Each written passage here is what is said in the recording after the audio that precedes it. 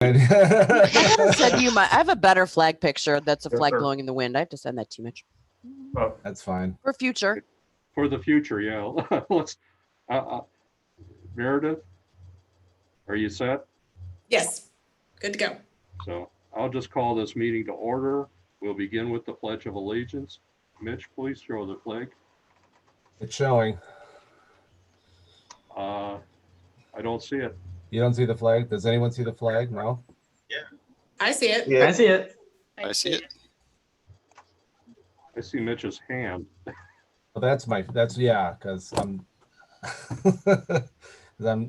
trying to bend over and pick up a pen. But okay. Are you in participant view or in speaker view, Kevin?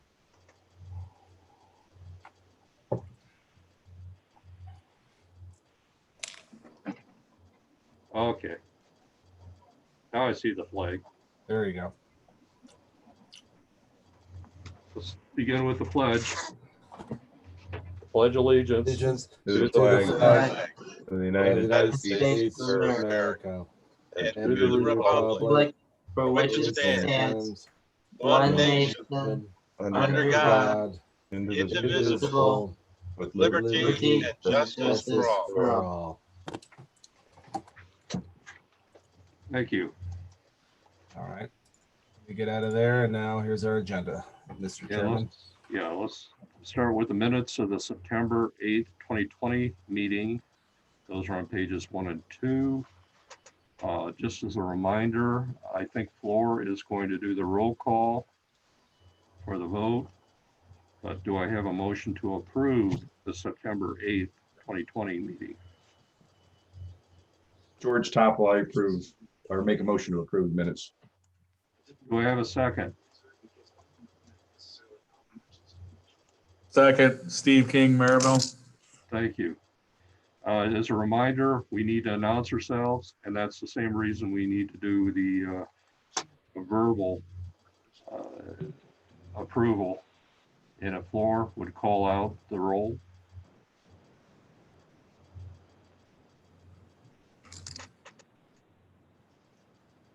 Okay, thank you for your patience. Sheila Brilson.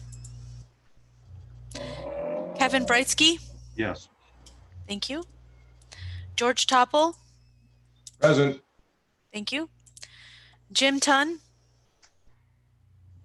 Mark Odell. Present. Thank you. Anthony Copeland. Frank Rivera. Yes, I'm here. Thank you. Tom McDermott.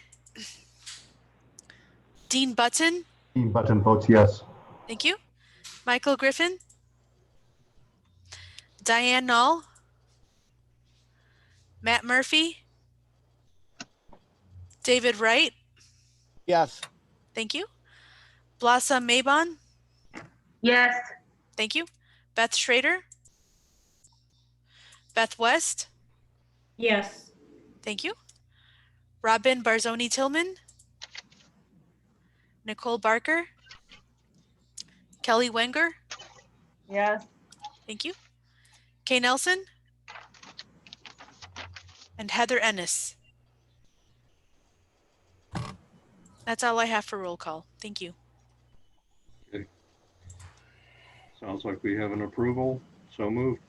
Let's move on to public comment on agenda items. Have we gotten any notice of anybody interested in public notice or anybody online?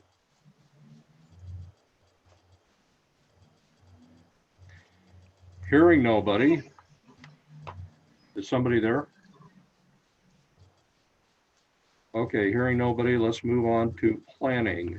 3.1 on the agenda, e-commerce in Northwest Indiana report, resolution 2027. That's on page 3. Iman, are you still with us?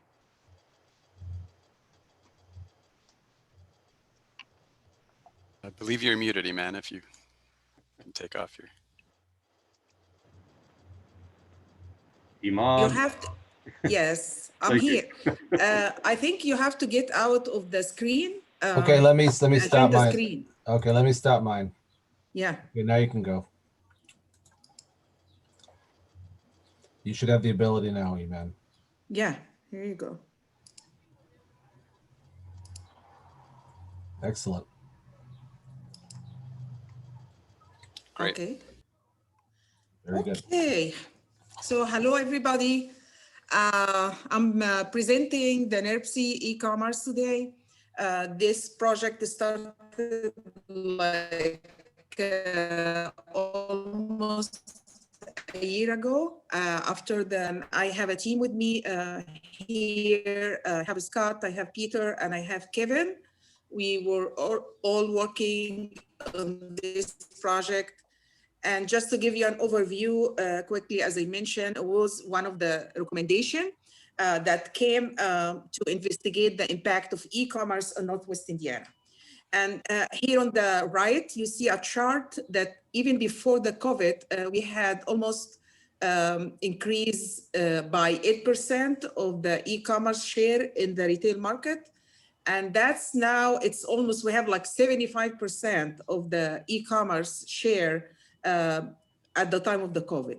So it's growing and it's gonna continue to grow. And that's why I think that was a good time to get the study ready and look at Northwest Indiana and what we need to do in the future.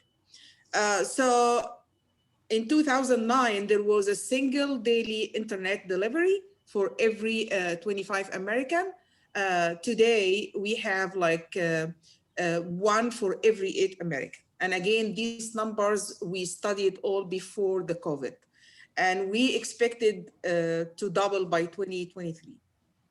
We have also increased in the truck traffic and urban freight, which was almost by 40% expected by 2050. And we have to think about that, you know, like we already have some congested road in the major highways and how we're gonna meet that in the future. Also, we see that people, they don't care anymore to live near shopping centers because everything delivered at home. So for them is not as important. So the type of land use and where to live is also changing because of the e-commerce. We have increased and we have significant demand on the warehouse facilities and distribution centers and the last mile delivery. And to do that, also, we looked at where should we add the warehousing and distribution centers? What's the best location for these? We need like to have a good competition with other regions around us to locate these warehouses and distribution centers within our region. So the outcomes of this project, you know, like first we looked at the impacts of the land use and transportation network and traffic. We performed some of the analysis within our region, and also we identified the potential locations for warehouses. And also we looked at the travel demand around these future locations to have like a recommendation on how to improve transportation system and reduce congestion around this area. And then in the end, we have a set of recommendation for the municipalities to use it for the future. So we have some regional recommendation, but basically we have a lot of local recommendations for communities. So that's the outcome of the projects. And maybe Scott, you can jump now and talk about the household survey and the other data that we have. Yeah, sure. Thanks, Imanab. So we conducted a household travel survey for many Northwest Indiana residents in the fall of 2018, and we compared the results from that survey to the survey that we had previously on the books from 2008. And what we really noticed was that the percentage of shopping trips in the survey dropped from 21.2% to only 9.2% in a 10-year period. That's the percentage of trips that people took throughout the course of their typical day of shopping. For example, going to the grocery store, doing personal errands, stuff like that. So we saw a precipitous drop in the percentage of shopping trips among residents in Northwest Indiana. We also noticed in looking at some of the vehicle miles traveled data and traffic in our region that overall, for all vehicles, vehicle miles traveled pretty much stayed pretty constant from 2014 to 2018. It fluctuated slightly, it went up in 2016, but kind of ended just slightly above 2014. But the vehicle miles traveled for truck vehicles steadily increased during that same most recent 5-year period. So looking at this, we can kind of deduce that it looks like there is really a pattern occurring here. And remember, this is before COVID, like Iman said, of already more truck trips, but a stagnation of overall kind of trips, but definitely fewer shopping trips that residents took. So all of this kind of came together to tell us that there might be a story going on here in Northwest Indiana about increased e-commerce activity. Okay, thank you, Scott. So the next one here also, we looked at some of the regional data, and we were able to get the economic growth area, which is ours is #1, but include like more than the 3 counties. We also have Newton, Jasper, Strake, and Pulaski. And in this one, I don't know if you are able to see the, not able to see, sorry, because trying to get rid of the your pictures on the side. But anyway, you see that like that was looking at the employment changing within the region, and it shows that like the employment in warehousing and storage area increased by 50%. So that's also shows how the demand on the warehousing. We also looked at our area and we compare it to Indianapolis, and we see that like also we have the transportation and warehousing more than even Indy. We have like 17.6% versus 15.1 in Indy. So we have actually like a very good position to have like a successful e-commerce, which I will talk about it in the next slides. So the impact of e-commerce on our region here in transportation, as we mentioned, they will have a significant impact on our urban logistics and also change the roadway systems and need. We will need more warehousing, as I mentioned before, and especially the last mile delivery. We also require interstate highway access. So they want it to have like a direct, very good access to the highway. And also it increases the number of non-peak period trips within the residential area. As everyone see now, we have so many delivery trucks coming to the residential area, which also impacts safety within our area. Regarding the land use and retail, we have like also the express delivery service result in challenges in mixed development.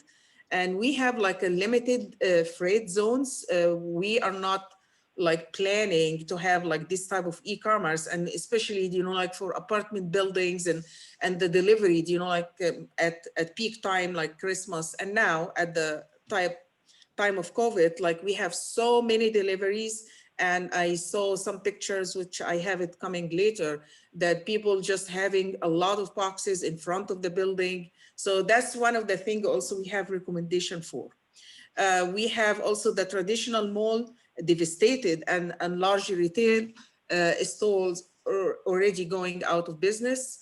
More than 50% of the South Lake Mall is already, if we looked at the square footage, for Sears and Carson's and other stores are coming. So almost 50% of the square footage are unused. So we have also other, within the region, we have the Century Mall in Maryville, Mar Mall in Hammond. So we have and the Marquette Mall in Michigan City. So, and we also have recommendations, you know, how to repurpose all of these vacant buildings. The architects came with a very like good ideas on how to repurpose these buildings.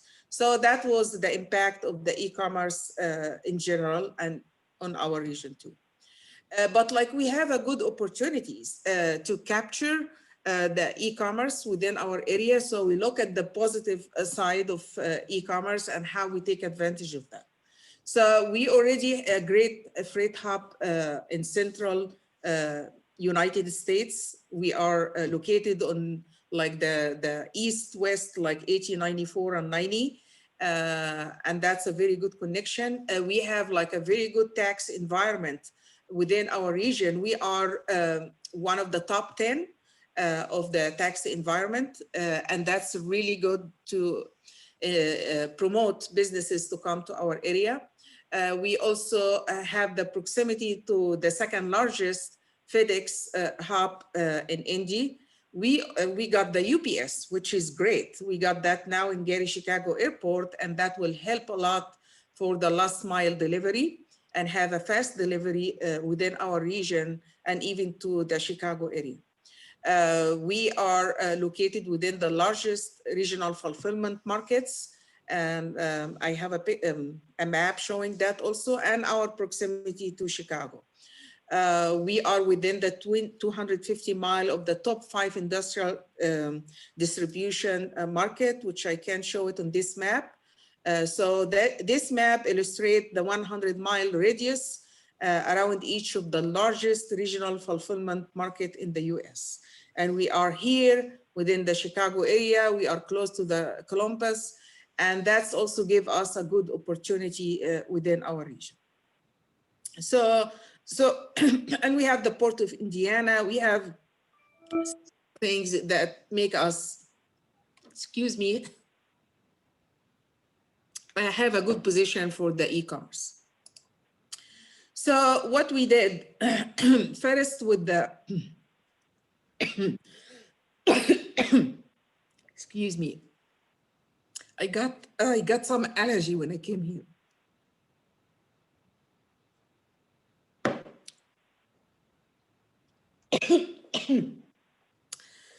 Sorry. So we started the data analysis, and in this one we collected data. The whole team worked on that. We looked at the accessibility, the location of the existing one, or if any future one coming. So we mapped all of this data. We looked at the traffic trends and congestion. We had a projection, which is Scott helped us with that. Also all the land use data, environmental data within the region. Then we said, you know, like if we wanted really to look at the potential location for future warehouses and distribution center, what kind of criteria we need. So we actually had a lot of discussion and analysis to look at, okay, number one is the proximity to airport, railway stations, and water ports. Also proximity to key roadway and interstate system. And also the proximity to major manufacturing, which we have here, the steel mills, and we have other manufacturing too within the area. Look at the highest population and employment area, because that will help to locate the last mile storage and delivery. We need to be close to a denser area, so that was important. Also the omni stores, which is like Macy's, Walmart, and Target, Kohl's, all of this now they are working as also pickup, and they have like some agreement with Amazon to have like sort of pickup and also returning. So all of these omni stores was important also to get their location. But also we looked at the environmental impacts, you know, like we have, if we are recommending any future land use, you know, like we have to make sure that like we don't have any minimum environmental impact. And also the availability of utilities. So we mapped all of this based on the criteria, and then we came up with this like potential location. All of the blue area here, that's the area that will be very good for any future potential warehouses and distribution centers. And even FedEx, UPS, and all of this, that will be the best location. However, you know, like Scott extended the analysis and looked also at, you know, like the best area for that, and which is he's going to explain in this slides. Yeah, so thank you, Iman. I looked at 5 potential clusters for possible major investments in e-commerce, either warehouses or distribution centers. So the clusters that I looked at were, cluster 1 was North Lake County, cluster 2 was South Lake County, cluster 3 was North Porter County, cluster 4 was Central Porter County, and cluster 5 was in LaPorte County. And I looked at in each of these 5 clusters, potential locations, as you can see highlighted in the black shapes there. That's where the potential location for a major investment in a warehouse or a distribution center based on proximity to major highways would be best suited for each of these clusters.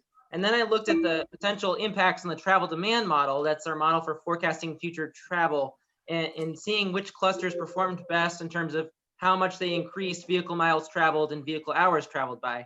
And what we found was surprisingly that cluster 5 in LaPorte County performed best in terms of increasing vehicle miles traveled and vehicle hours traveled by the least. In other words, it seemed to add the least amount of additional congestion with an investment in the LaPorte County cluster.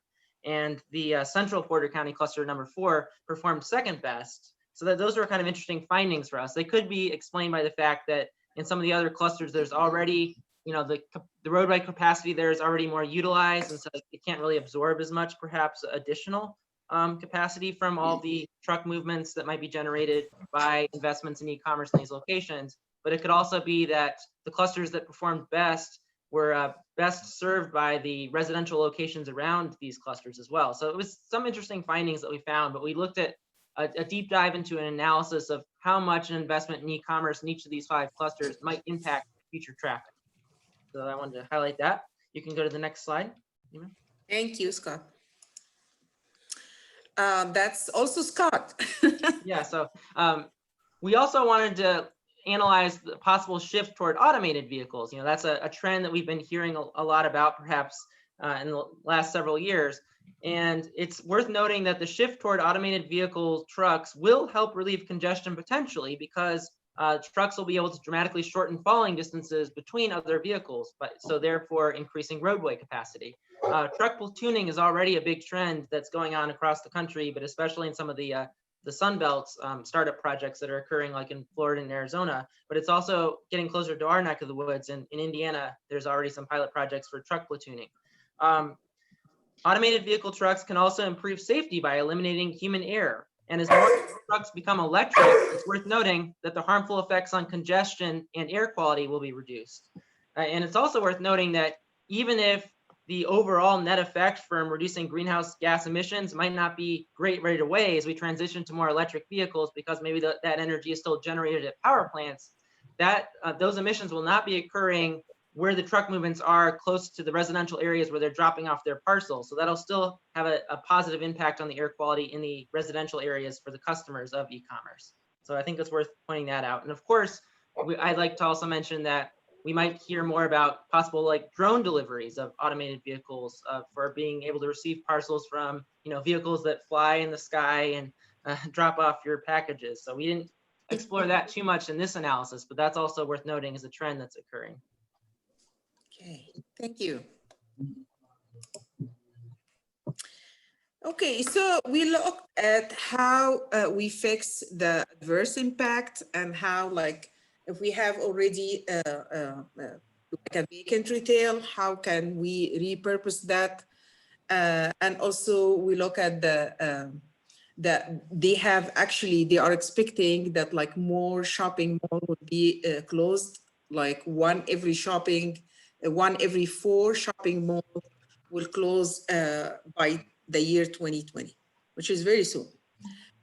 So what we are looking for now, especially for residential area safety, we have some recommendation like posting signage indicating delivery trucks, to slow down, posting a lower speed limit, especially most of the subdivision, some residential area, not all the streets actually has a speed limit. So that's very important to post the speed limit. Also to have pump outs and at crosswalks, multifamily building, as I mentioned, again, they have to have a central drop off areas for residents to come and pick it up. For the repurposing of vacant retail space, and this one, malls have enough square footage for distribution centers. And actually, like in other states, they already starting doing that. As I mentioned, again, the architects repurposed the vacant retail space to medical centers. I have in the next slides, I'm going to show you that some of them, they use it for community college campus or health club. Also, we have like empty big boxes as Walmart, Kmart, or Toys R Us. And in this one, how to repurpose this one. So some of them, they just turn it to libraries or Central Park or museums. Also, transfer vacant space into shared creative workspace. So some of them, they use like a one area, but like for multiple company to use it. So, and that's here, that's again, you know, like that was in at Christmas time in front of apartment building, and you can see the big mess if they don't have a specific area for the delivery, and also look at the boxes, it's all on the streets. So that's something that they have to plan for. So in this slide showing here Macy's and here and mall, and they have like some vacant building, and it shows how they repurpose that. That's the same building here. They added like a health center in this one, and that's how it looks from inside. So still they use it and repurpose, and it worked great. The other one here, that was a location of an old Walmart, and it's vacant, and they turned this one in Texas, and they turned it to an amazing landmark library. And also that's the library from inside. So, but using the same building, just they add like some additions to the building. They did not actually demolish the building. They added to the building, and they came up with this nice library. So they have a lot of good ideas on how to repurpose the vacant buildings. And then in the end, like we had like some recommendations for specifically for workforce here, you know, as long as we have demand now, you know, like for logistics, warehouses, distribution centers. So we wanted to train people and have a good opportunity for them because that's one of the things, like when warehouses wanted to locate in an area, they look, if you have like the type of people that they are trained for that, is not just for moving logistic and like on the storage.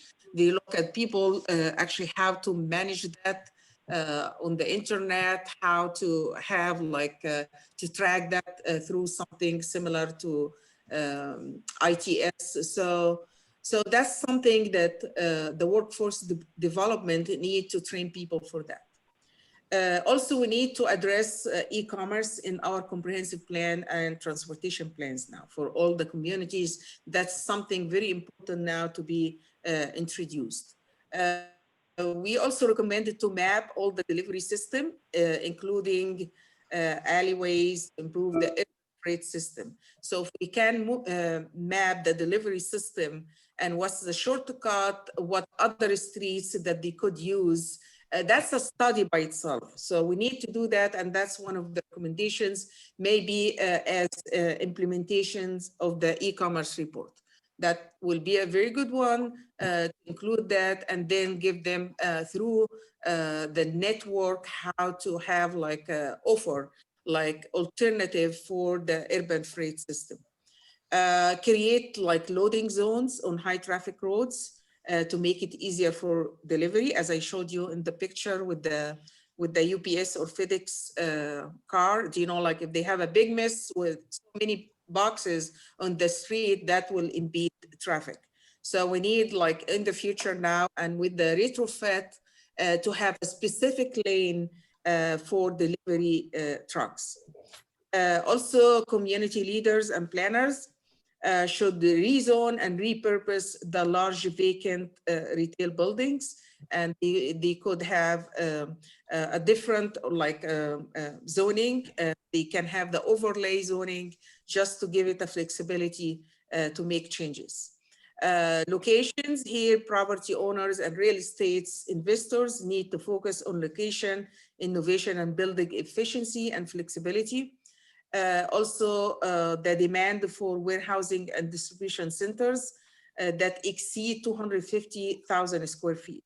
So now that's a good information as we did our research that the size that they are looking for is over 250,000. So that's should be our focus now if we want to capture the opportunities of the e-commerce. And again, we have like some recommendation about implementation and how to get the funds. We have several funds either through NERC or through the U.S. Department of Labor. We have also the next level jobs, and that's specifically for workforce training.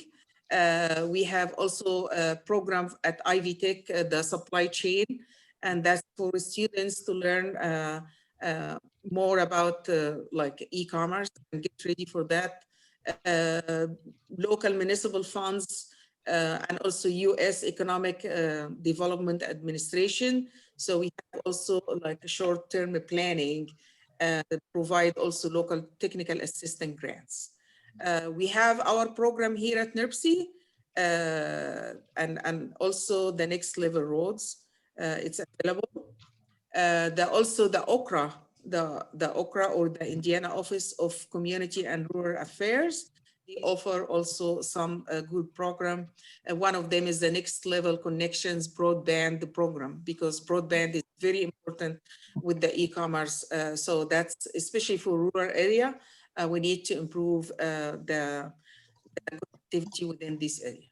So that's some of the implementation, and also here we'll look at the implementation of the e-commerce here, how to develop sub-area plans that address transportation movements and accessibility.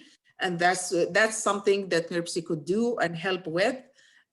Also establish redevelopment and reuse plans. That's another plan that we are recommending for our region. We could have a regional study, or the local government, they have their own local plans. So we also should work together, NERC regional agencies like the Northwest Indiana Forum and other agencies and local government on how to identify funds for these plans. And also to establish that's a regional recommendation. It's not specifically for NERC, but like it could help with the Northwest Indiana Forum also to establish a regional real estate market outlook for warehouses, fulfillment centers, and logistics. So that's some of the recommendations which I highlighted here, and the pictures here on the side showing some of the redevelopment and reuse of the area. So that's very much the presentation. I have also the report, like maybe I will exit out of that and do another share to show you quickly the report, which is posted on our website. So once we get the approval, we will get the Word draft out, but that's a report that has everything we talked about, and it has more stuff. I wasn't able to present like everything here in this presentation, but like if you did not looked at the report, it's in our website. That's a good opportunity. It has a lot of information that could help you and help your local communities. So that's all. Any questions? Yeah, Iman, this is David Wright. I just wanted to stress, apologies, there's a train behind me. Wanted to stress that because of the need to get the workforce to these e-commerce centers, including the warehouses, transit access should be looked at in terms of the locations and even incentivized. Just an example, we're going to be starting service to the Amazon warehouse on East 15th Avenue in Gary, on the east side of Gary. Fortunately, we were only 3 minutes. We had a route only 3 minutes from that location, so we were able to, make a quick change. But placing warehousing facilities outside of the current service areas of existing transit services, be they GPTC or Chicago Transit or Michigan City Transit, puts a burden on the transit agencies to expend more money to basically, because they're increasing, it's almost like a utility, putting a utility line out there. So when communities are looking at the potential for repurposing or creating warehousing and distribution centers, or attracting them, transit access should be part of that equation. Yeah, but we talked about that. We talked about it, you know, like I told you, I wasn't able to present everything, but like we mentioned that is one of the things that like if we wanted to move people to this area, we have to make sure that also they have an access to the transit, and they will have like a different shifts, different. So that should be coordinated with the transit agencies to have like to different times, you know, for the buses to reach this concentrated area. Are there any more comments or questions for Iman or Scott?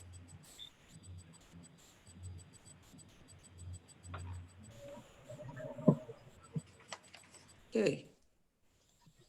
Well, So, hearing none, we're requested to vote to recommend. Do I have a motion to recommend? yes, recommend the resolution 2027. Correct. This is George Topol. I'll make the motion to recommend. Thank you. Do I have a second? This is Frank Rivera, second it. Thank you very much. Any other questions or comments? If not, floor, can I have a roll call?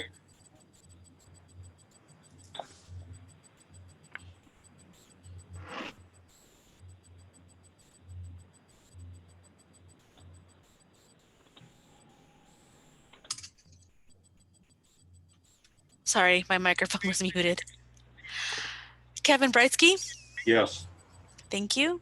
George Topple, Yes. thank you. Mark Odell or Jim Tunn.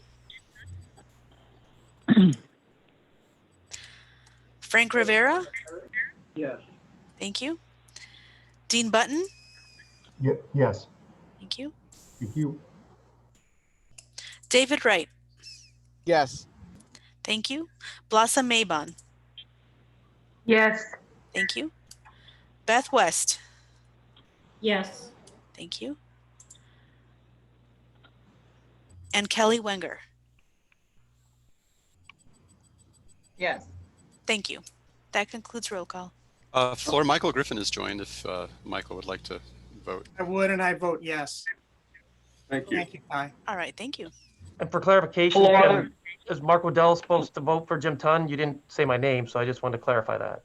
I believe I did say your name. Did you? I'm sorry. Yeah. Then It's okay. Thanks. I gotcha. Thank you. Gotcha. Floor, this is Kay Nelson, and I'm on by phone, and I vote yes. All right, thanks. Anybody else? How many votes did we have for? Let me count them. 1, 2, 3, 4, 5, 6, 11. Thank you. Mhm. So moved. I would like to thank Iman and Scott for an excellent report, and especially Iman for taking time on her vacation. She's broadcasting from Egypt. Yeah, I was glad to do that. Thank you. Thank you so much. Thank you. And enjoy the rest of your trip. Oh, thank you. I have another one for the commission next week. Thank you. We'll look Okay. forward to it. Okay, thank you. Bye-bye. Planning 3.2, Kathy Luther will present UPWP 2021-2022 Amendment Number 3. Those are on pages 4 to 7. Kathy? Good morning. I have, since the packet went out, actually completed a resolution to go with this amendment, which I'm going to share on the screen. Let me kill mine. Momentarily. Go ahead. Okay. And- While they're doing that, this is not an action. This is a vote to recommend. So I should probably, okay. You may recall or be aware of the Unified Planning Work Program, UPWP, which is essentially our scope of work for the planning funds that we receive from Federal Highway through NDOT. And that is a 2-year plan. of all the work we're going to do and the amount we anticipate to spend on that. At the end of fiscal year 2020 in June, we had substantial balance in that our previous year's purchase order, and it's kind of been accumulating. So however, we cannot spend it unless it is in a current and active UPWP. So we are asking to amend the current UPWP with the balances remaining in the prior UPWP. However, since we have new funds for 2021, this is a kind of a different amendment. We have and our local share is primarily obligated to match the New Year's money, and the New Year's money funds most of the staff and routine work that we do. We have a small window because of the CARES Act funds not requiring match for the oversight function. We have a short window with some local match freed up. So for this UPWP amendment, we're primarily focusing on equipment, software that can improve our function going forward.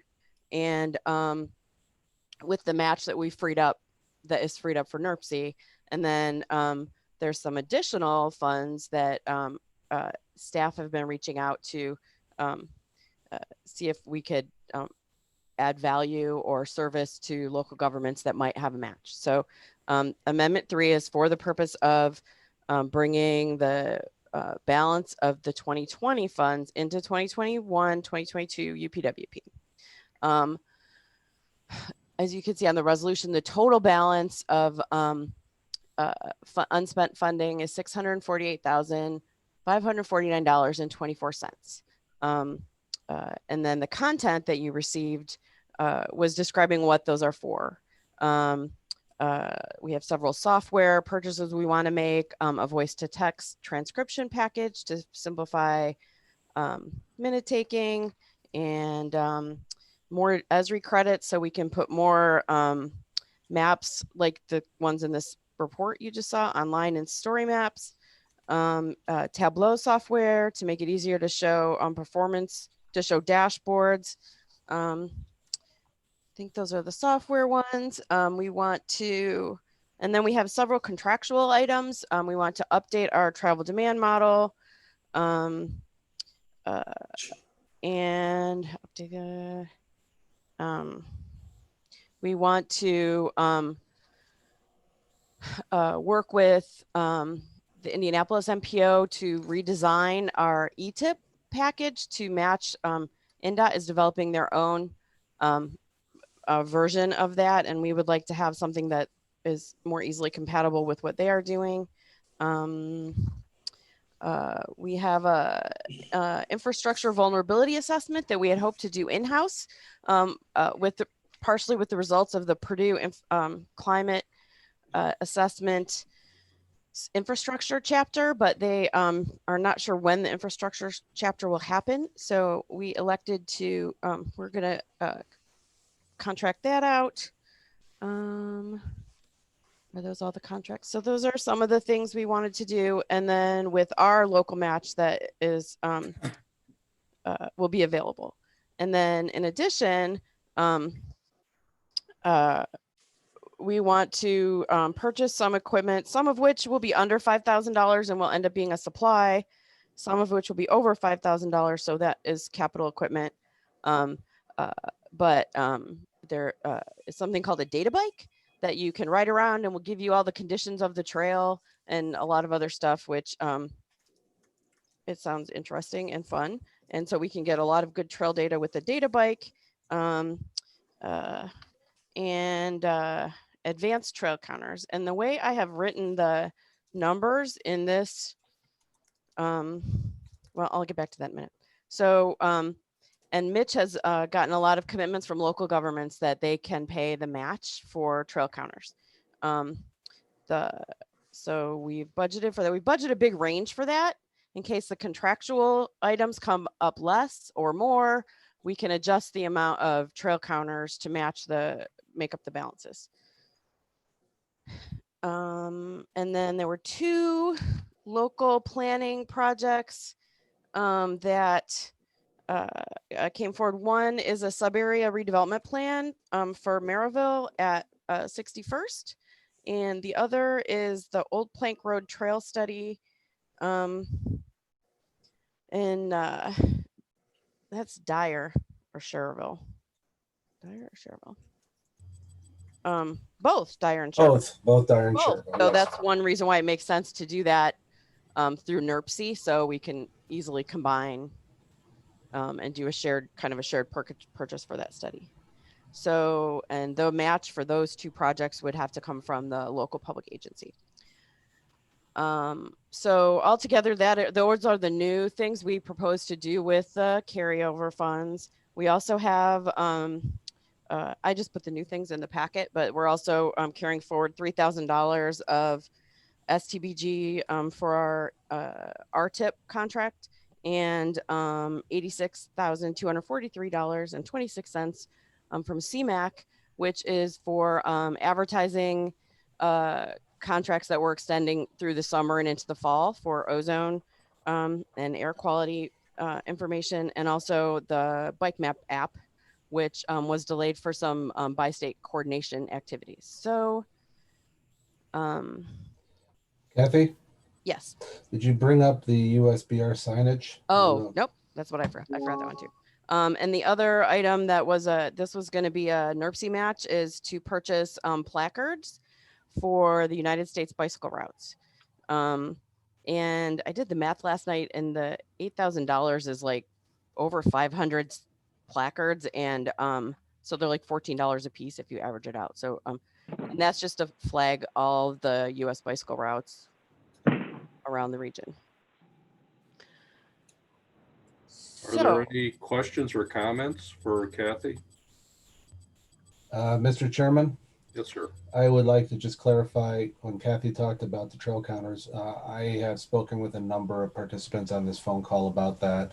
And this is where we're going to move towards getting this approved. And again, as Kathy mentioned, there is a range that is allowed. I know that basically I kind of put out a Christmas wish list for all the communities, and they came back with the maximum number. So there might be a reduction of that number of trail counters as we approach into the new year. And obviously I'll be in coordination with all the sponsors about those any downsizing if it's necessary. But again, that won't really take place till after the first of the year. Yeah, all of the contractual items were, the cost estimates are based on other, either other MPOs or other similar projects, but we just don't know exactly how those might come out.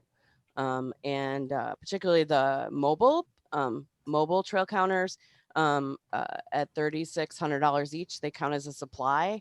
So it's fairly easy to change those numbers. And I also want to clarify, this is kind of the first time our LPAs,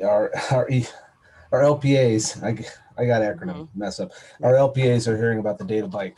As Kathy mentioned, the Data Bike is a bicycle that is basically outfitted with all sorts of whiz bangs and gadgets to analyze the condition of trails. It is taken off of a similar model in the Des Moines, Iowa MPO, and we'll be able to ride throughout the region. Kevin Polet, who is our basically our data man for that purpose, when we purchase this next year, we'll be able to ride around and provide all the local entities a condition report for all the trails, which will be extremely helpful for us going on, especially with maintenance and upkeep costs.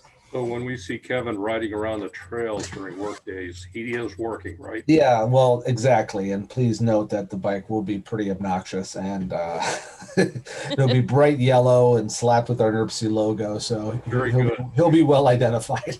Well, that was going to be my first question. Are we identifying or branding this as NERPC's? Oh yeah, it certainly will be. Very good. Any questions or comments for Kathy or maybe Mitch?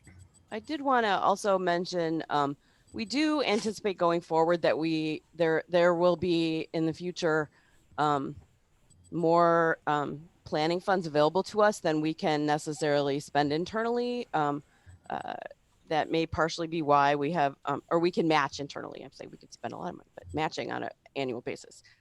So this is kind of our beginning foray into providing local technical assistance with PL funds. We cannot grant the funds away to a local public agency, but we can use them. And since our issue with it is match, then if a local public agency is willing to provide the match, then we can do the procurement for a consultant or something and do it that way. So if hopefully this will work out very well this year, and there may be more opportunities for these type of partnership projects going forward.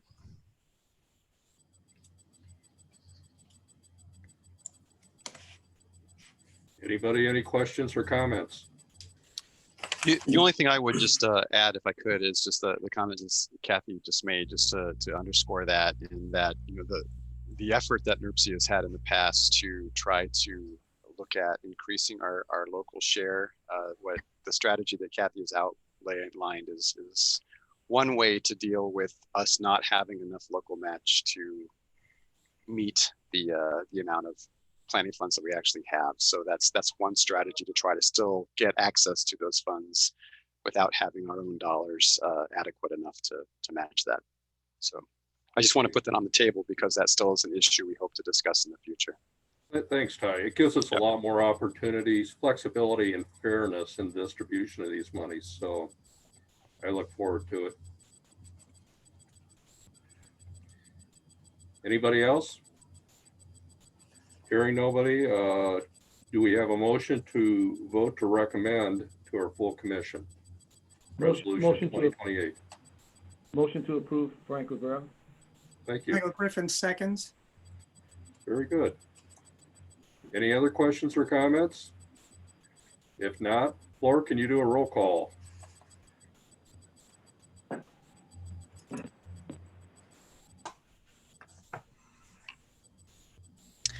Kevin Britsky. Yes. Thank you. George Topple. Yes. Thank you. Mark Odell. Yes. Thank you. Frank Rivera. Yes. Thank you. Dean Button. Yes. Thank you. David Wright. Yes. Thank you. Laura, could you do Michael Griffin? Pardon? Would you please do Michael Griffin? Sure. Michael Griffin. Yes. Thank you. Thank you, Mr. Chairman. Yes, sir. Blossom Mabon.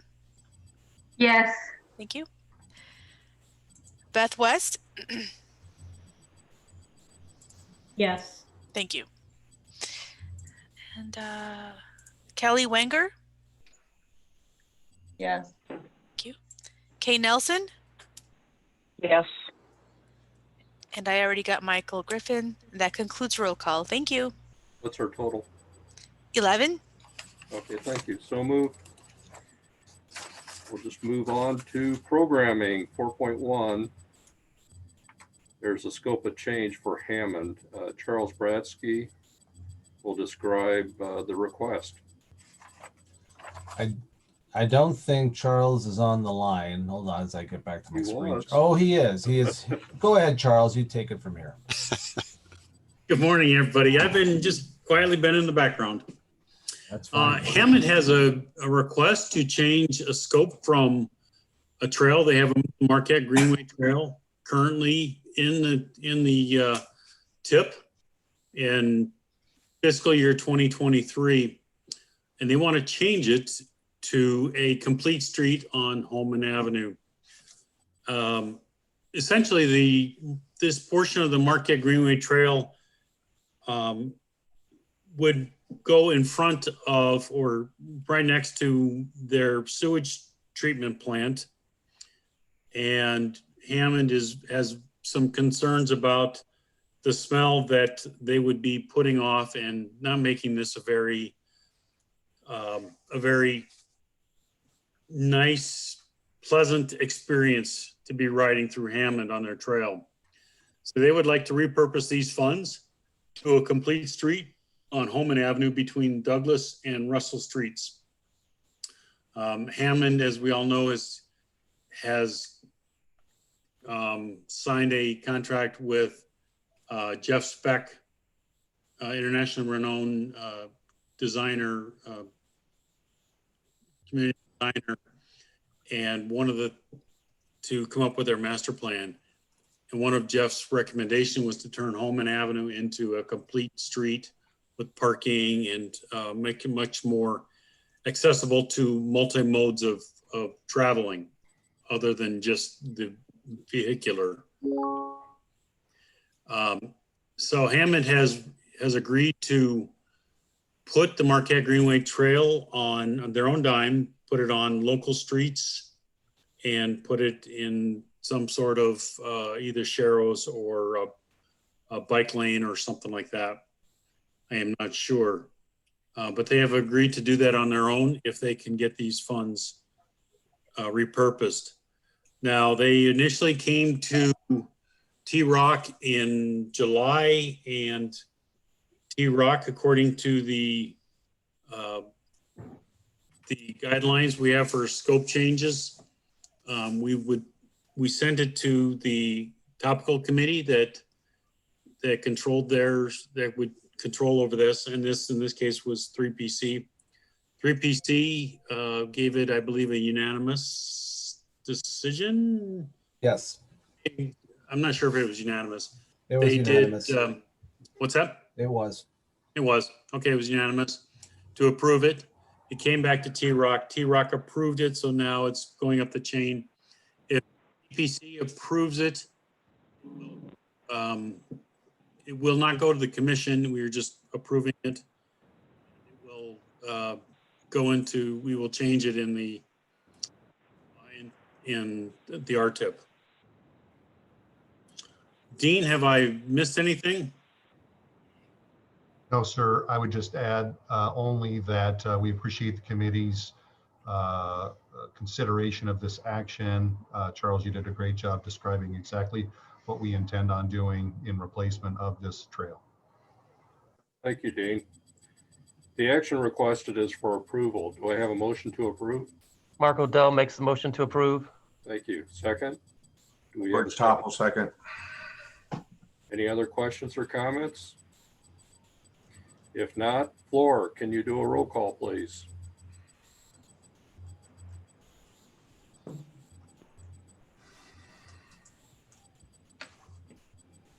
Kevin Brightsky. Yes. Thank you. George Topple. Yes. Thank you. Mark Odell. Yes. Thank you. Frank Rivera. Yes. Thank you. Dean Button. Abstain. Thank you. David Wright. Yes. Thank you.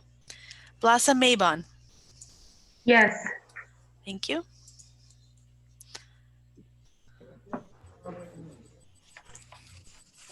Beth West. Yes. Beth West. Yes. Thank you. Kelly Wenger. Kelly Wenger. Kelly just left. She had to take off. Okay, thank you. Kay Nelson. Kay also left. All right. Michael Griffin. Yes. Thank you. That concludes roll call with 9. How did we? 9. Okay. Actually 8. My bad. Yeah, I was going to say. So moved. Congratulations, Dean. Let's move on to topical committee reports. Anybody with any committee reports? Mitch? Well, I can speak on behalf of 3PC. I know other topical committees are also, other secretariats are also on the line here, but you know, we had our go around with the NOFA projects and they were quite, I think, very productive. At least from the 3PC level, we had a very productive meeting regarding the multi-use trails and complete streets. And all we had 13 submissions. 12 of the submissions were just multi-use trails. One was complete streets. Out of the 12, that was over $18 million requested. And we do have the preliminary draft rankings, but those are still in flux, so it's not mature enough to bring before TPC. However, we hope to finalize our scorings in the January pedal and paddle meeting, and then have that prepared for TPC approval, recommendation for approval in the January meeting as well. So that went well. I don't know if other, I'll let other secretaries talk about their meetings. Charles, did you have any comment? Actually, I'll give an update on the NOFA. We received almost $123 million worth of applications. 47 of those applications were from Group 1, Lake and Porter counties, and 4 applications were from Group 2 for $4 million, just over $4 million. 26 applications, half of them were for road and bridge improvements. Quality of place, we had 3 applications. Planning, we had 3 applications. New roadways, we had 5 applications for new roadways.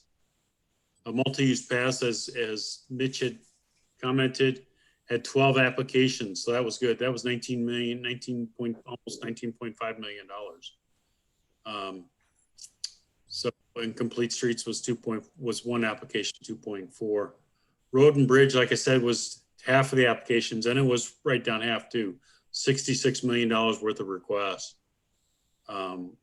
So if anybody would like the spending, or would like a summary of the NOFA applications we received, please send me an email and I'll be more than happy to send it to you. I shared it with just about everybody, I think.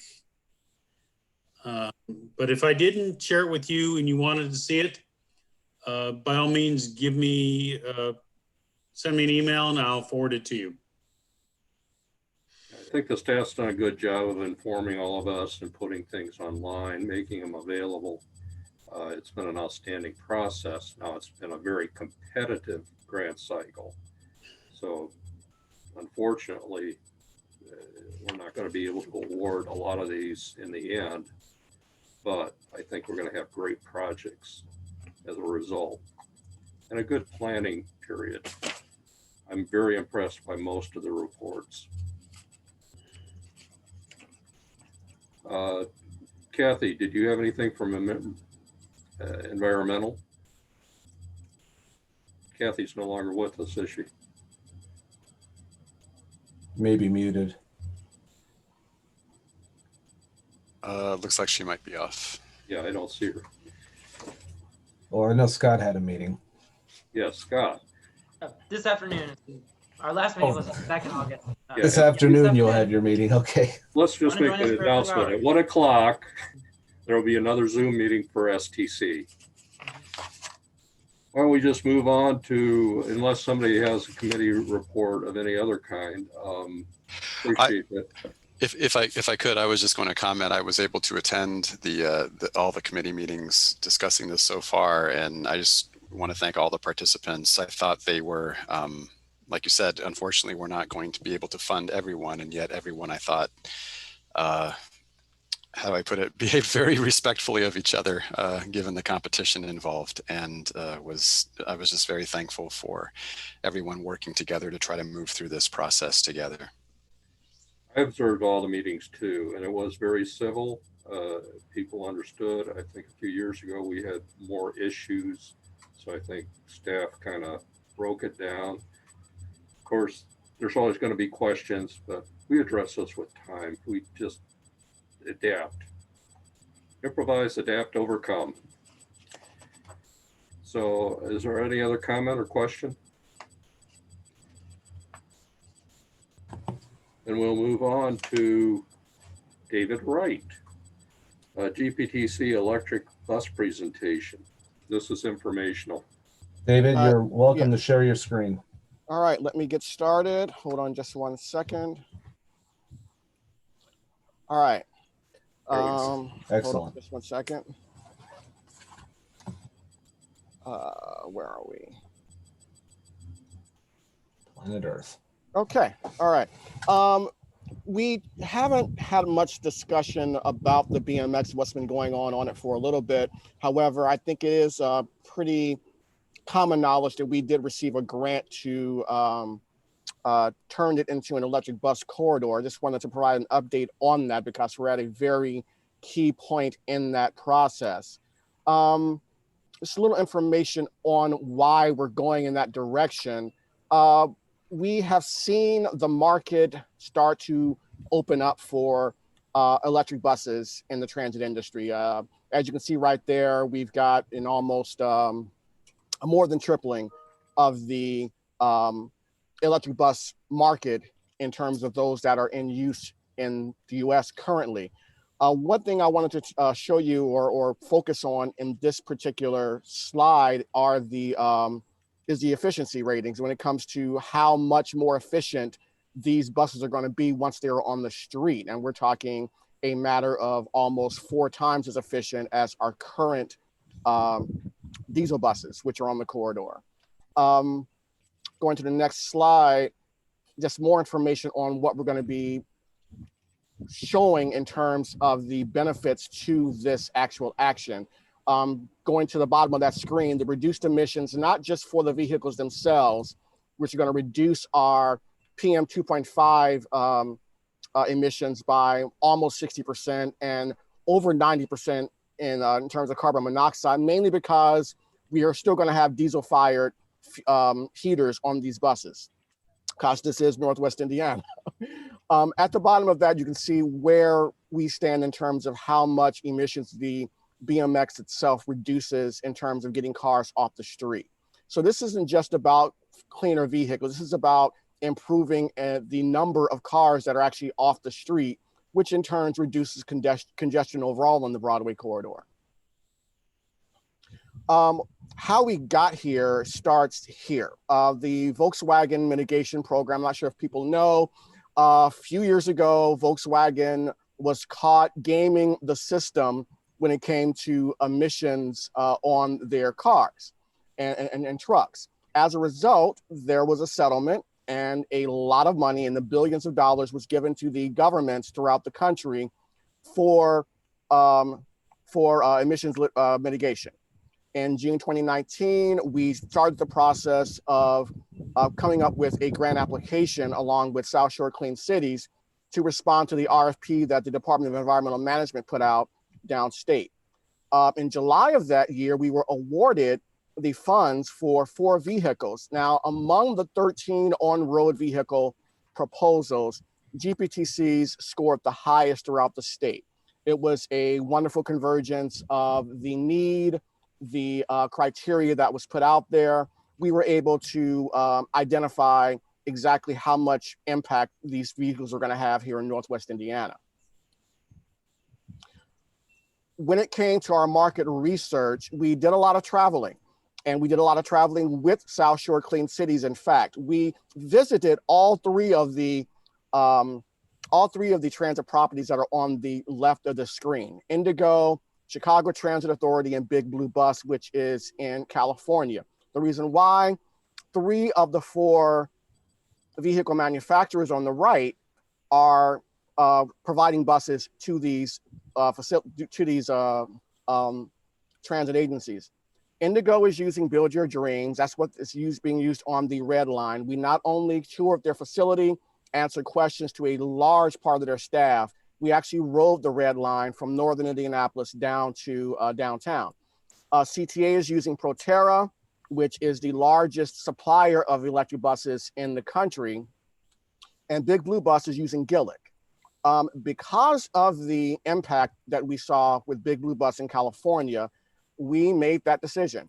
GPTC and Northwest Indiana's first transit buses are going to be built, electric transit buses are going to be built by Gillick.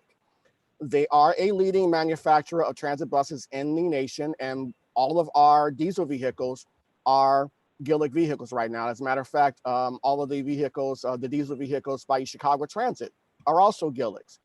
That means we aren't going to have a large amount of new inventory because 80% of the parts for the electric vehicles are also parts for our diesel vehicles. So that's a lower inventory need.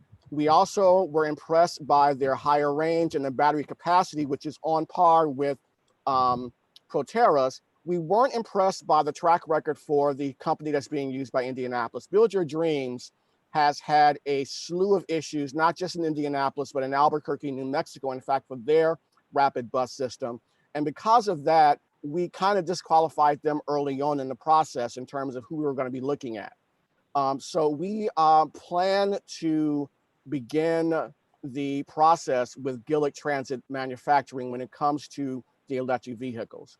And we anticipate a fruitful relationship. Wanted to give you a couple of quotes from the people who were involved in this process. First of all, from South Shore Clean Cities, they've been with us every step of the way, from the announcement of the Volkswagen Mitigation Fund all the way to the grant writing and to the market research, as we said. Gillick has, as we said, been a partner with GPTC in terms of providing us with our vehicles since 2007. And we expect that same relationship to continue to grow with these new vehicles. About the vehicles themselves, they'll be 35 to 40 foot in length. We're still figuring out which length we're going to be using on the Broadway Metro Express. We anticipate 120 to 140 miles on a single charge. Now, these buses are going to be charged at GPTC's maintenance facility in the Glen Park Black Oak section of Gary. However, in the future, we may actually have charges on the Broadway corridor itself or at the Metro Center in downtown Gary. All of the buses are going to be ADA accessible, auto stop announcers, passenger counters will be part of the build, and they'll be Wi-Fi enabled. We already have buses that are equipped with bike racks, and the importance of that will be made clear later on. Our next steps are to sign a purchase order with Gillick Manufacturing, start the scoping of the buses this fall. We've already had a couple of meetings with them as it was, and Cummins Manufacturing, which is going to be putting together the powertrain for the vehicles. We've already got a great relationship with them as well. We're expecting a fall, winter 2021, 2022 bus delivery and training, and these buses will be on the street, if not in the winter of 2021, then in the early parts of 2022. As you can see below that, the bus costs, we're going to look at about maybe 3.5 million in total cost. The Volkswagen funds will provide the local match for existing Federal Transit Administration funds. Our chargers are going to cost us at most $54,000 in terms of local funds. As you can see on the left, this is a mock-up of the Gillick electric vehicle as it may be branded for the Broadway Metro Express. Now, between now and then, that may change, but we put this together just to give everyone a glimpse of what could be on the Broadway corridor in about a year or so. Now, speaking of the Broadway corridor, for those who don't know, the Broadway Metro Express is the first rapid bus system in the state of Indiana, followed soon after by the Red Line in Indianapolis. It features low-impact stations that are solar-powered, ADA accessible. In several of the stations in Gary and Maryville, there's commissioned artwork, and we're planning on installing rain gardens on several stations between downtown Gary and Crown Point. We extended the BMX to Crown Point just this fall because we figured we actually found out it works better that way after we made some adjustments during the pandemic. And because of that, we were able to actually increase the number of trips on the US 30 shuttle, which is a feeder service for the BMX. The BMX probably carries about 1,500 to 2,000 riders a day, about over 200,000 riders per year. It is the second most used transit service in Northwest Indiana outside of the South Shore. And it carries more people per day and per year than most of the other transit systems in the area. Once the South Shore's double track system is in service, the BMX plus the South Shore through the Metro Center stop will actually make Maryville less than an hour by transit from downtown Chicago. And in addition to that intermodal connection, the BMX also connects to 5 of the region's bike trails, from the Gearing Link in downtown Gary all the way to the Erie Lackawanna and Crown Point. over 40% of the bus stops and stations on the BMX are near new development. And 1 out of every 4 of those stations have development that was designed with the bus system in mind. From the image on the right, which is the Broadway Lofts in downtown Gary, which is being built right now, to smaller retail centers that have direct pedestrian access to our bus stops, and new bus stops that were actually requested by new development and new businesses on the corridor as recently as last year. So we're continuing to infuse transit as not an afterthought, but as a major element of the Broadway corridor. And as we go into the future, we are looking at other corridors for rapid bus service, including Grant Street on the west side of Gary and connecting that all the way into Hobart potentially. And if this happens, we will be looking at the potential for electric vehicles on this corridor as well. Lastly, we just wanted to mention that we did a study, and there are 100 restaurants near our BMX stations from Crown Point all the way into Gary. And we actually have developed a website, a page on our website identifying all of these locations just to give people some idea of the potential impact of transit access, not just for work trips, not just for school trips, but for shopping trips and for other leisure trips as well. So we're continuing that effort to make the BMX better than it was when we launched it in 2018. I tried to get through that as quickly as I could. Hopefully I provided as much information as possible. I also know Lori Kigo from South Shore Clean City should still be on the call if there are any questions for them as well. I wanted to thank them publicly. This process would not have been fruitful without the investment of time and effort and travel from the staff of South Shore Clean City. So Lori, Ryan, everybody else, thank you very, very much for your involvement. And I'll entertain any questions if anyone has any. Mr. Chairman, I have a question for Mr. Wright, please. Yes, please. Mr. Wright, first, good to see you. And secondly, what distinguishes a rapid transit route or fast transit route from your ordinary transit routes? Do you not stop and people have to run and catch it? Well, actually, that's almost true. It's a fitness thing. No, one of the major differences between the BMX and our conventional service is there are fewer bus stops. One reason why is the dwell time for stopping and starting is a large part of the runtime for a route.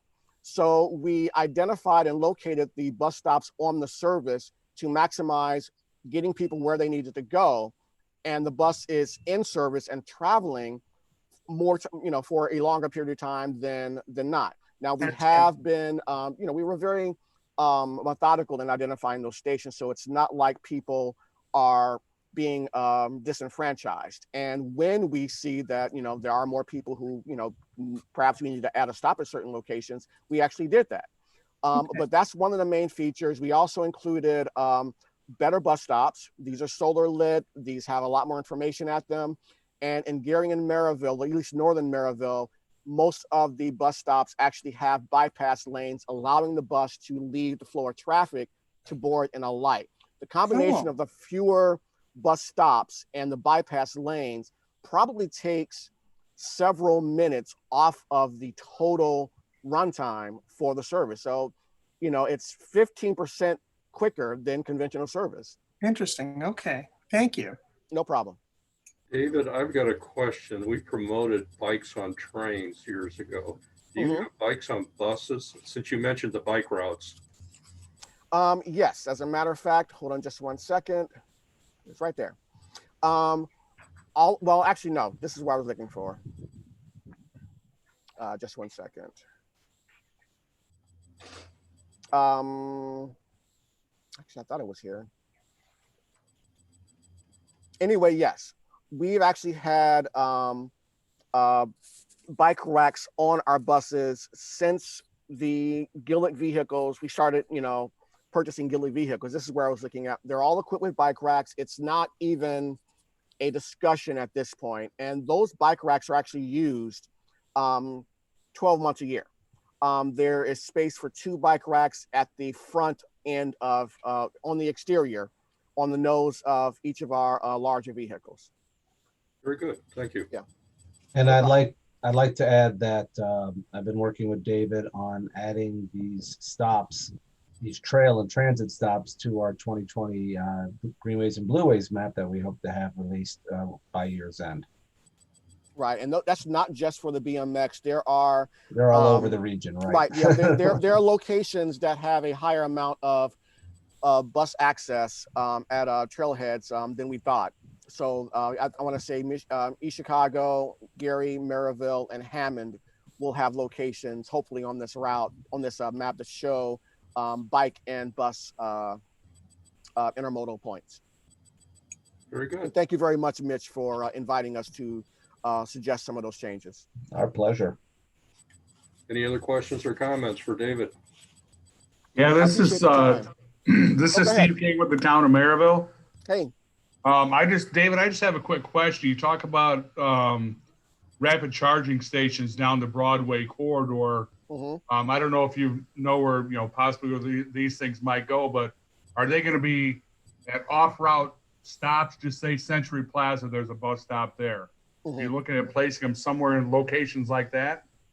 Well, at this point, the buses, these electric buses are going to be charged at our maintenance facility in Gary. However, in the future, if we decide to provide on-route rapid chargers, Century Plaza has been mentioned as a potential location, but our primary location would be at the Metro Center, where there is a great deal of dwell time for the buses, which will allow them to actually, top off, with a rapid charger. Indianapolis and Chicago have en-route chargers. We actually saw them in action. The en-route chargers in Indianapolis, however, were built because the bus company wasn't getting the range that they had promised for their vehicles. They were originally going to be depot chargers charged as well, but Build Your Dreams was forced to provide them at their cost with en-route chargers because the buses were not as effective as they thought they were, which is one of the reasons why Build Your Dreams is not, was not selected by our board of directors in October. Okay, thank you. No problem. Thank you, David. I think Lori has been putting quite a few comments on chat. Did you need to comment, Lori? You want to comment to all of us while you're here? Sorry. Hi, thank you. I just wanted to congratulate GPTC, and it's really something we should all be cheering for the region. This is a very positive first for the region. One of the points that I made is that it's really important to note that all public transit does help reduce air pollution when compared to individual passenger vehicles. But when you add an electric bus to that, equation, it takes those reductions down even further.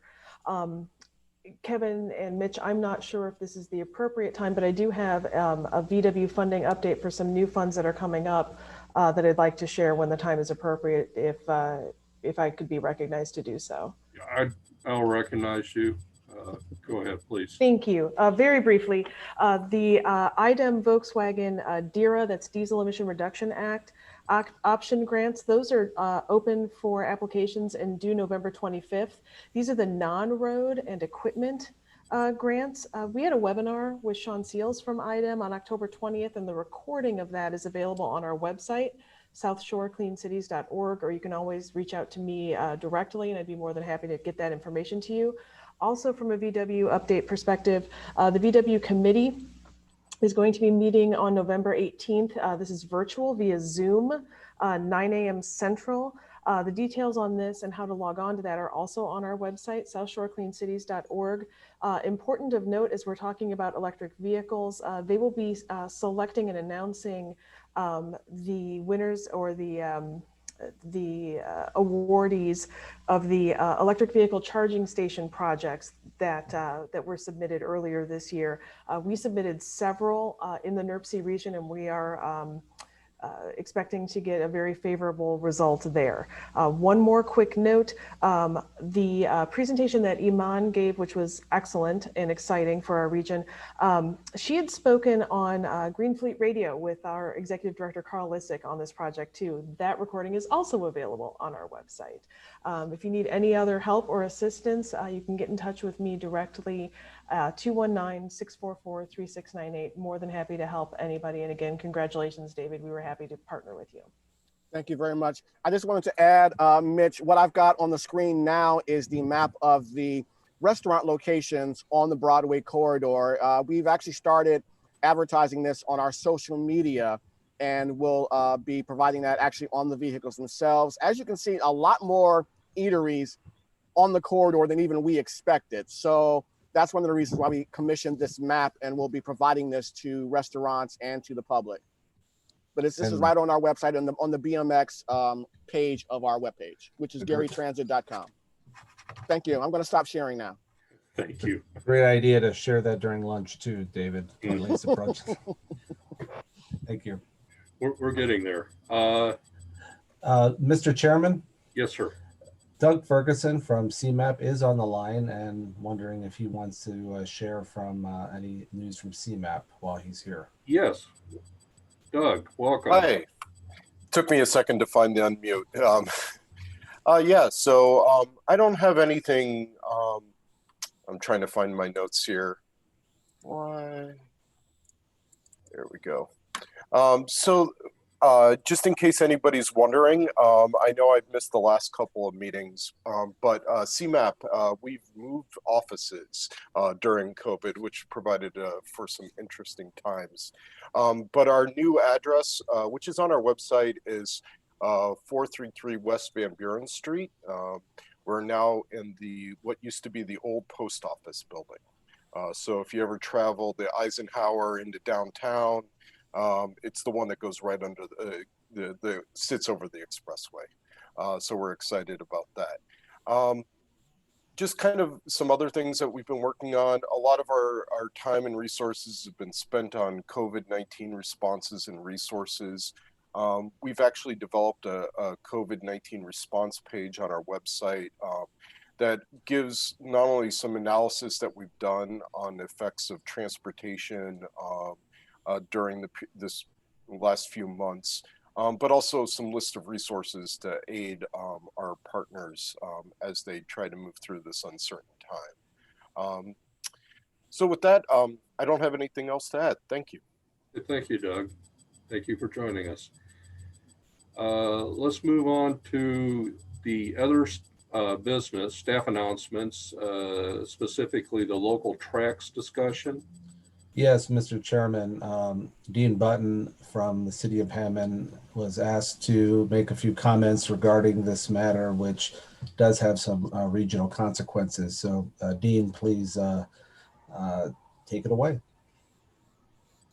Thank you, Mitch. I appreciate the opportunity to speak to the committee. I apologize if we have a little bit of noise in the background. I'm going to try to get them to stop working. We have a renovation project at City Hall. Here's me keeping you from lunch and all those terrific locations that David had suggested. Yeah, I asked Charles and Mitch if I could speak to this committee, and thankfully the chairperson has allowed me that opportunity. INDOT had offered in 2017 as part of a legislative effort, local tracks, which is railroad grade separation projects. Fortunately for NERC, the NERC communities received 5 of the 12 applications, so about 40% of the applications were received by NERC represented communities. Those are Gary, Cherville, LaPorte, Hobart, and the City of Hammond. I noticed online that we do have some additional folks. I see Jessica Miller's online. Jason Holder from Kathy Eaton McCallup's group is also online, and I even see that our engineer, Hammond's engineer, Nick Batta from CMT is online. So that's great that you guys are here to kind of hear this message. When we went when we went to contracting, NDOT had submitted contracts to the city of Hammond, and we've recognized that these projects are significantly increasing in cost. And so Mayor McDermott asked, well, he had a letter that was sent to the governor and Commissioner McGinnis with copies to Kathy Eaton McAllop and Jason Holder of NDOT. And to not belabor the point, I think it's best that I just read this letter to the group so you understand Hammond's concern. Dear Governor Holcomb, over recent weeks, it has become exceedingly obvious that the local tracks program set out by the Indiana legislature in 2017 is placing a much greater financial burden to my community. What was once envisioned by the city of Hammond as an $8.8 million project has now ballooned to over $14.6 million. The Indiana Department of Transportation's 80% match is now forecasted to cover only 57%. The city of Hammond is now expected to fund $6.6 million compared to the original budget of about $2 million, a greater than threefold increase. Further, our so-called partners of Norfolk Southern Railroad, who agreed to fund 6% of the project cost, are now suggesting less than 2% of the original budget, or less than 1% of the current NDOT budget for the project. The city of Hammond seeks to appeal to you and your transportation department for additional support to cover our Governor's Parkway Bridge and commit to funding the project at the 80% level. I sincerely appreciate your attention in this matter. Sincerely, Mayor Thomas M. McDermott Jr. So Dean, can I please ask you to explain in like 1 or 2 sentences what Local Tracks is for those who are not familiar? I'm sorry, I thought I did that earlier, Mitch. It's a program that was envisioned by the Indiana legislature in 2017 using increased gas tax to pay for railroad grade separation projects throughout the state. There was some $125 million earmarked through the gas tax program to fund these projects. And as I said, 12 communities were selected. Of those 12, 5 are represented by NERC communities. So it's a railroad grade separation. Ours is a separation. It's fairly uniquely considered, where we are building a grade separation in an undeveloped area of Hammond where no roadway exists now. So we can build that out completely and then not affect the current crossings. And then we offered to close 2 crossings in Hammond in exchange for Norfolk Southern to help support the project, which they agreed at the 6% level, and now are retracting their original commitment to us. I see that Jeff Hewitt is online. I hope the committee would seek other comments from our partners, our other NERC partners that are also in a similar situation. And I would entertain any questions, and I yield the floor. Any questions or comments to Dean? This is an unfortunate turn of events for several of the municipalities, particularly Hammond.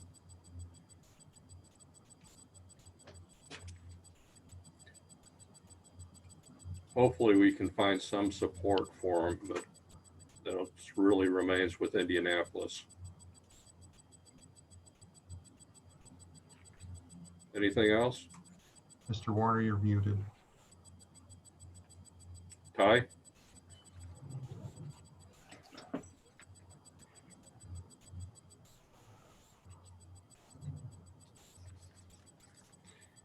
Well, can you hear me now? I can hear you now. Thank you. We were waiting. Sorry, it was unmuted, but the headset must have gotten triggered, so apologies for that. I was just going to ask if the other recipients are experiencing similar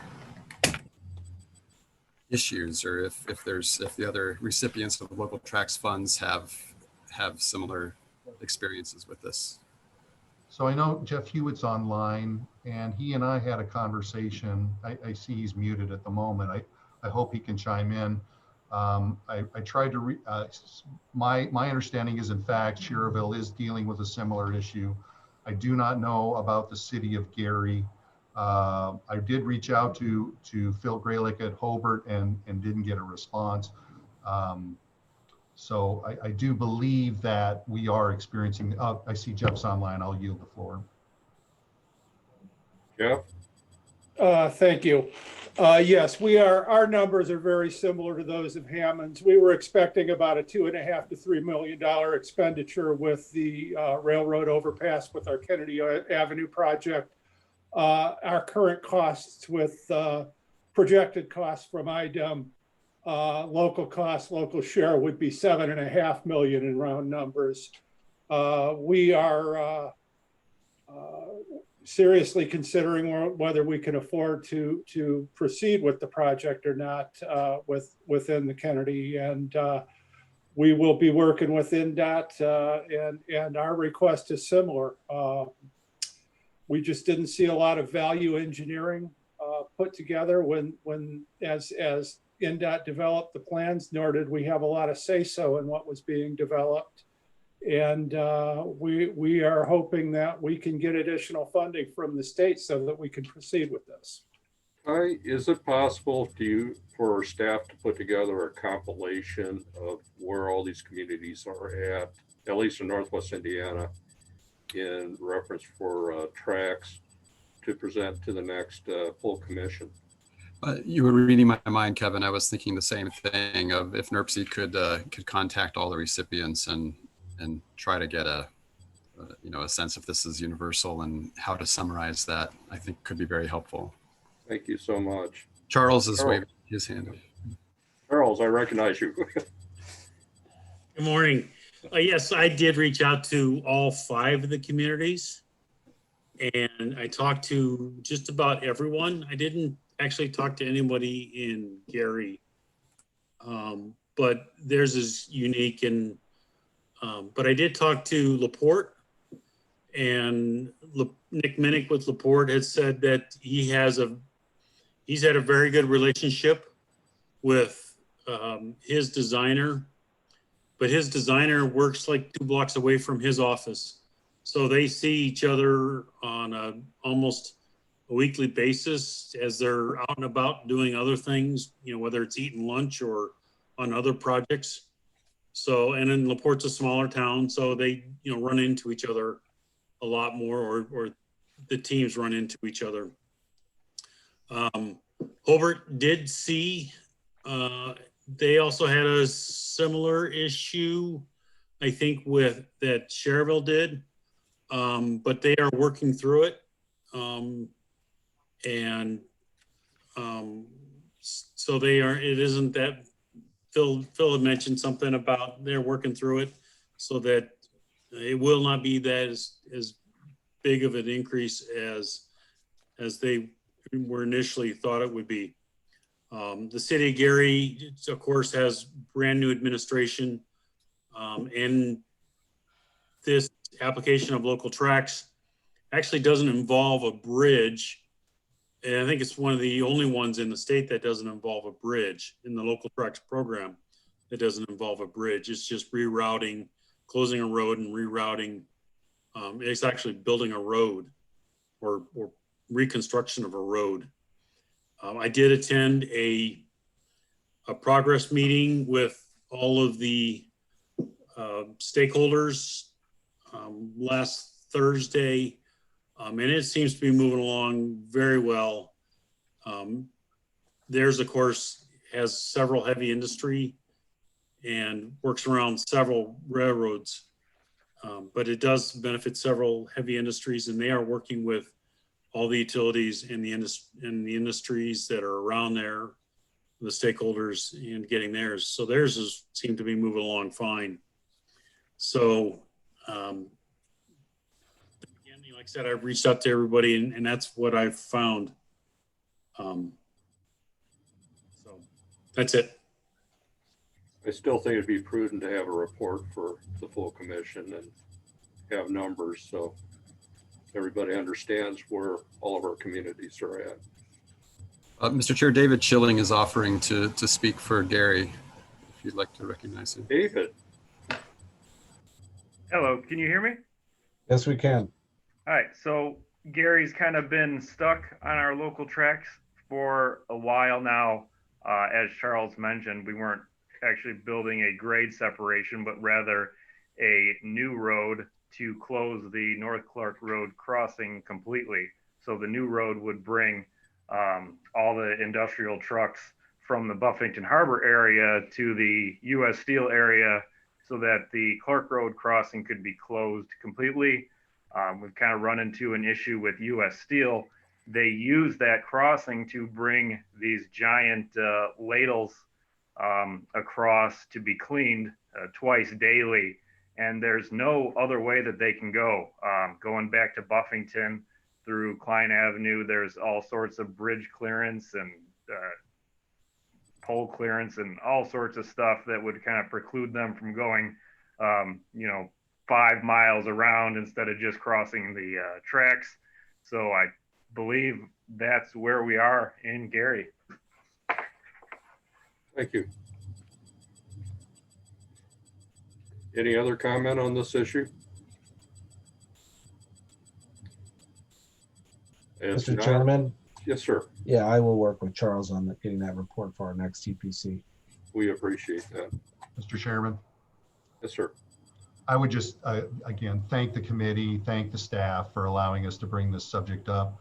I'm very grateful that we have an opportunity to have this forum to collaborate on a good solution for this. So thank you very kindly. You're welcome. Let's move on to staff announcements. Jay Holder is offering to give program information. Thank you. Do we have any staff announcements?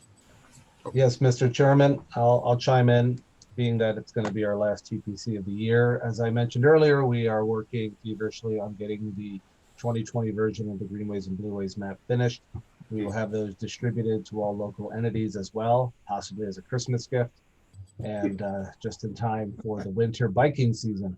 So apart from that, we're also working on the mobile app, and we've been working with our consultant, My City Bikes, as has been previously mentioned, I think by maybe Charles, but we delayed that, actually Kathy brought it up, we delayed the development, not because of COVID, although COVID did play a strong role in it, but we were able to work cooperatively with the Chicago Southland and South Suburban Mayors and Managers and Calumet Collaborative on expanding the scope of the app to actually include the entire southern region of Chicago and Northwest Indiana, pretty much the entire Calumet region as it currently exists. And we're going to roll out a kind of a bi-region map app sometime by spring. That is our goal.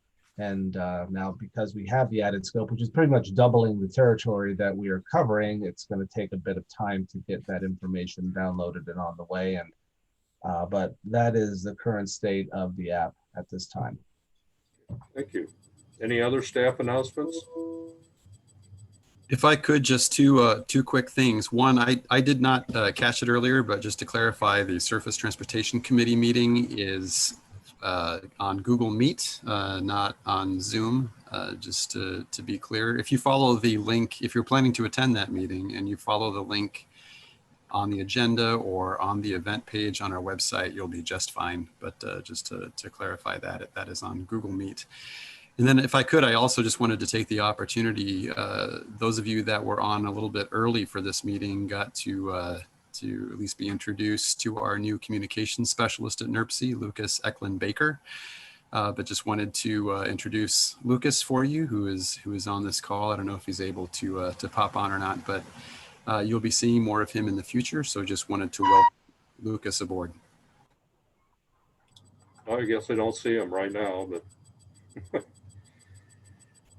I'm sure you will have the opportunity to see him going forward. We'll introduce him at the commission meeting as well. Yeah. Yes, exactly. Whenever we can meet in person again. Very soon. Mr. Chairman. I'll just announce, sir. Mr. Chairman, Dean Button again. I'm sorry to interrupt. Jason Holder from NDOT is on the line. Is there or is available to take any or give us an update on the local tracks? Would you allow that, please, sir? Oh yes. Jason, are you willing to do that? Yeah, absolutely. Good morning. I guess good afternoon now, at least here Eastern Time. I just wanted to touch base and explain how this program was organized and maybe just clarify. So this Local Tracks program is functioning in the exact same way as pretty much every other NDOT program functions. So we took the application estimates and the requested amount for each project was awarded to them. And then just like if it was a community crossings project or anything else, you know, if there was an overage of what was awarded to them, the LPA is responsible for that. So right now we have 9 projects that are moving perfectly along. Everybody's communicating all of the time. We have one that is seeking some funding, and they're trying to figure out how they're wanting to bond their project. And then we've got 2 projects that are on hold right now, which is Hammond and Schererville. We just in the last couple of weeks have had multiple stakeholder calls with the city of Gary, which they've been involved with us for months and months and months. We have been in contact with U.S. Steel. You know, we've obviously discussed all of the issues involved with their ladle movements of these across these crossings, explain to them, you know, what kind of options would be available to them. They've been great to work with. You know, they are working internally to decide how they wanted to move forward, and we do think we have a path forward with U.S. Steel so that this project you know, does not have any issues. We have since had a meeting with Rodney Pohl, I believe is his name, the Gary city attorney, as well as Eric Reeves. You know, they have seen all of the new layouts and designs that actually came from communication with the stakeholders. They gave us a lot of information on what was going to be taking place in that area, and we were able to actually adjust our designs around that, which is a substantial, it looks like it's going to be a substantial cost savings to the city of Gary, and will actually make it much more efficient for, you know, all of those stakeholders in that area. Where we have run into issues with the Hammond and the Schererville project is the estimates that were included in the applications were just very low, I guess, you know, just to lay it out there. So they were awarded amounts based on the application estimate, and after NDOT financing all of the project development for this and looking at multiple different alternatives and so forth, we just can't build the projects for what was in the application. It's not possible. So that is the information that was provided to the city of Schererville. That's the information that was provided to the city of Hammond, and that information was provided to them a year ago. And nothing has changed with the estimates in the last year. You know, we have just on the NDOT side, and Nick Batta, like with CMT, who just happens to be the consultant on both of these projects, have continued to develop these projects, find out if there's any other issues. I'm sure Nick could get into what is the reason that some of these estimates are higher than what it was in the estimates. I'm not going to get into that, but the fact that the estimates on the application were so low, and then what the actual cost to build this project is in 2020 is what it is. That's where we've come up with this, you know, this higher, local participation. So it's nothing, you know, that NDOT is doing. The only thing that NDOT is doing with these projects is paying for all of this project development for the communities. It is just what it's costing to build these projects is more than what was anticipated in the applications. And that's now where we have these higher local participations. So I would be happy to answer any questions that anyone has as far as these particular projects or just the program in general. Do we have any questions for Mr. Holder? I think I'll save my questions for a private conversation with Mr. Thank you. Ford. Thank you. Thank you. In that case, Let's move on to our future meetings. NERC Finance and Personnel will be November 19th at 8 a.m. The full commission meeting is next week, November 19th, Thursday at 9 a.m. And our next technical planning committee meeting is scheduled for Tuesday, January 12th, 2021 at 10 a.m. at the NERC offices. And I'd like to thank everybody for staying with us for a little bit longer meeting than normal. But I appreciate everybody's participation. Thank you. Thank you, Mr. Chairman. Be well, everyone. Stay safe, stay well, and happy Thanksgiving. Happy holidays for everybody. Thank you. Gobble, gobble. Happy Thanksgiving.